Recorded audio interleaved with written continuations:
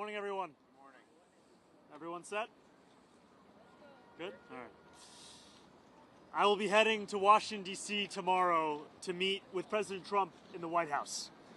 It is customary for an incoming mayor of this city to meet with the White House, given the mutual reliance. It's more critical than ever, given the national crisis of affordability, one that New Yorkers know very well across these 5 boroughs, and the specific challenge many cities are facing with balancing public safety against steps taken by this administration. I know that for tens of thousands of New Yorkers, this meeting is between 2 very different candidates who they voted for the same reason. They wanted a leader who would take on the cost of living crisis that makes it impossible for working people to afford living in this city. My team reached out to the White House to set up this meeting because I will work with anyone to make life more affordable for the more than 8.5 million people who call this city home. I have many disagreements with the president, and I believe that we should be relentless and pursue all avenues and all meetings that could make our city affordable for every single New Yorker. I intend to make it clear to President Trump that I will work with him on any agenda that benefits New Yorkers. If an agenda hurts New Yorkers, I will also be the first to say so. Thank you. All right, we'll start with Marcia right here.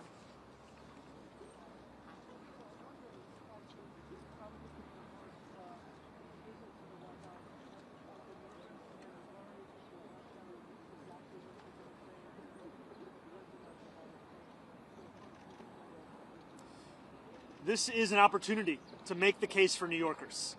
And it's a case that reflects what New Yorkers are having to live through at this time. When we speak about an affordability crisis, we're speaking about 1 in 4 New Yorkers living in poverty, 1 in 5 struggling to afford $2.90 to ride the bus. New Yorkers for whom the daily acts of life are becoming increasingly harder to afford. And that's an opportunity I have to make the case to President Trump, to the White House, as to what it means to have to suffer through this affordability crisis and what it means to make it even more difficult to do so. Yeah, Jeff. I'm wondering, he called you a communist in the announcement, which seemed a little belittling. I'm wondering, are you concerned that this meeting will actually bear any sort of fruit, or whether it will be another opportunity for him to try to publicly embarrass you? And could you go into any specifics about what you specifically want to ask him, or any specific requests you have for the president in this meeting? I'm not concerned about this meeting. I view this meeting as an opportunity for me to make my case. And I'll make that case to anyone, frankly, as we've been doing over the course of the campaign, and now as I will be the next mayor of this city. It behooves me to ensure that I leave no stone unturned in looking to make the city more affordable.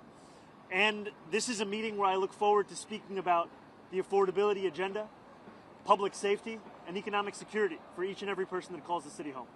Yeah, Liz.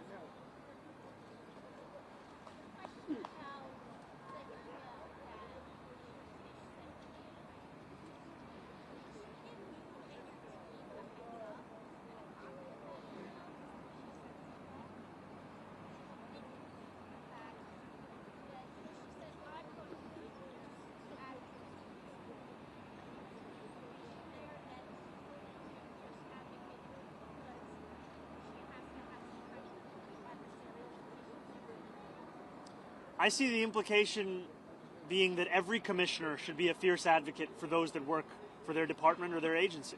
And I look forward to ensuring that that is the case across the entirety of my administration, where when I have a meeting with a commissioner, I know that they are bringing forth the concerns of those that they work with, those that they represent, so that we can ensure that we're actually addressing those concerns.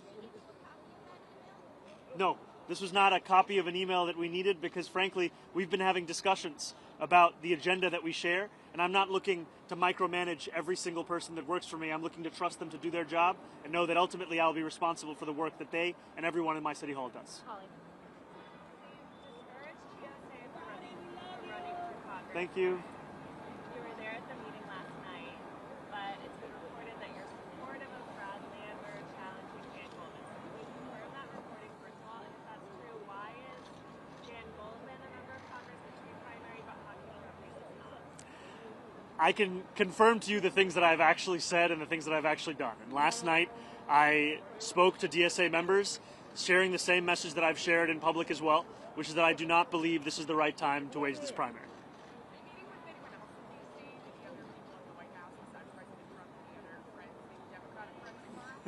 Right now, my plans are to meet with the president and make the case. As soon as I have any more information, I'll share it.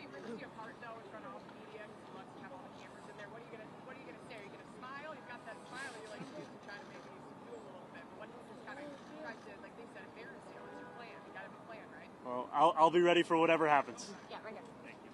Mr. Mayor-elect, do you have any sense in advance of where you might find some common ground on... Sorry, would you mind saying that one more time? Sure. Do you have any sense in advance where you might find common ground with the president on the agenda and the case that you want to present? And where do you think you might have the most success with it? You know, last year, after the president won his second term, I went to two of the neighborhoods that saw the largest swings towards Republicans. And that was Hillside Avenue in Queens and Fordham Road in the Bronx. And when I asked those New Yorkers who they voted for and why, I met many who voted for President Trump, and they told me it was the affordability crisis. It was cost of living, cost of living, cost of living. And they said that they remembered being able to afford their rent, their childcare, their Con Ed, their public transit more 4 years ago than they could in that moment. And we ran a campaign focused on the same thing, cost of living. And what we found actually is that 1 in 10 New Yorkers who voted for Trump ended up voting for our campaign. And they did so because they're looking for leaders to actually deliver on the cost of living crisis. That's why everything comes back to making the case for an affordability agenda. I will meet with anyone, I will speak to everyone, so long as it could stand to benefit an economic agenda for New Yorkers. And that's where I will always make the case. Mr. Mayor-elect, how are you? Hey, how's it going? You're not cool? Go, Jack. Yeah.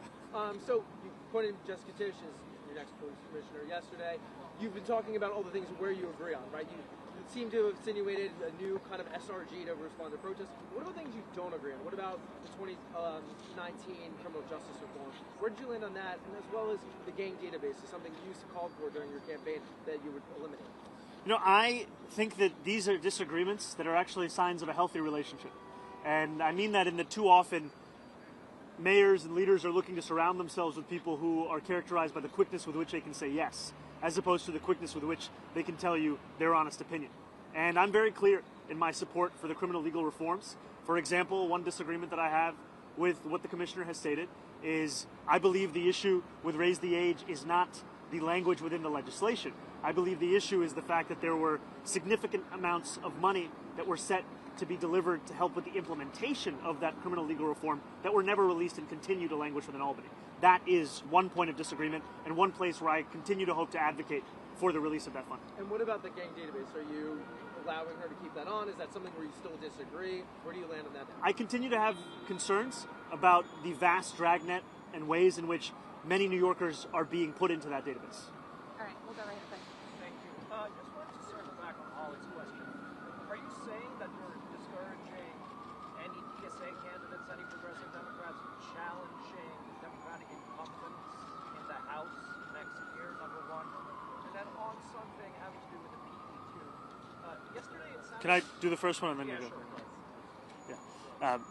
I spoke specifically about the race that was being considered yesterday, which is New York 8. So you're not discouraging others? This was not a sweeping statement. This was specific.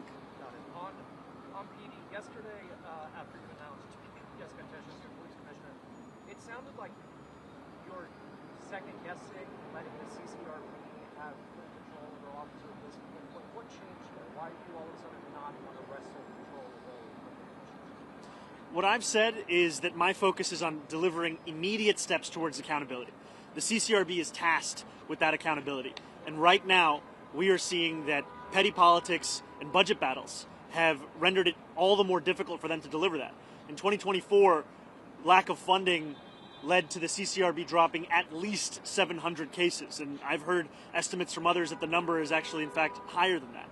What I am committing to is fully funding the CCRB immediately, such that we can ensure these days of these kinds of budget battles come to an end. You used to say, though, that you wanted CCRB to have actual final say. It sounds like you no longer want that.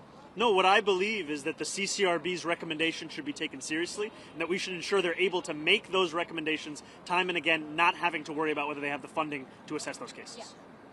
So Donald How's it going? Trump has made it clear that he wants to mess with you. What's your plan going into the Oval Office tomorrow? Do you have a specific ask that you're going to focus on, or is this just a peacemaking meeting? This is a meeting to share the facts about the affordability crisis in the city, a meeting to speak about the importance of public safety and economic security. You know, when we speak about what New Yorkers are going through right now, they are facing a reality that they may have to leave this city. You know, I have met New Yorkers time and time again who, when I ask them where they live, they tell me it's other states. They tell me they live in New Jersey, they live in Pennsylvania, they live in Connecticut. That's because we've priced them out. And my intention is to make clear to the president what New Yorkers are having to live through right now and how important it is for us to deliver for those same New Yorkers. Plan to specifically ask about ICE, though? You know, stay out of New York? Like, you know, the affordability is a little more esoteric, a little broader. Well, I think affordability was at the core of our campaign. And also, it was affordability based on a value of protecting each and every New Yorker. That means protecting them from price gouging in their lives. It also means protecting them from ICE agents and making it clear that I will look to be representing every single person who calls the city home. All right, we got time for one more. To your left right here. Mr. Mayor-elect, you're going into the Oval Office, but you and the president have been openly critical of each other, name-calling, calling you by your middle name. How do you avoid being cocky in the Oval Office? You're on his turf, but he could attack. What's the plan? Well, I think being a New Yorker means that you're prepared for all situations, all kind of comments, all kind of commentary. And at the end of it, the focus has to be, what's the case that you're making? Why are you there? And for me, it's not about myself. It's not about a relationship with an individual. It's about a relationship between New York City and the White House, the president, the federal administration.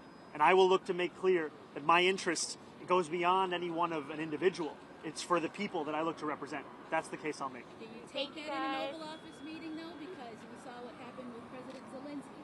What happens? Do you swipe back? I'll stand up for New Yorkers every single day.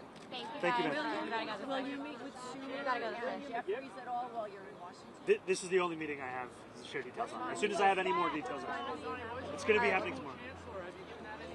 Not as yet, brother, but I'll let you know when we do. Thank you, Mamdani. Love you.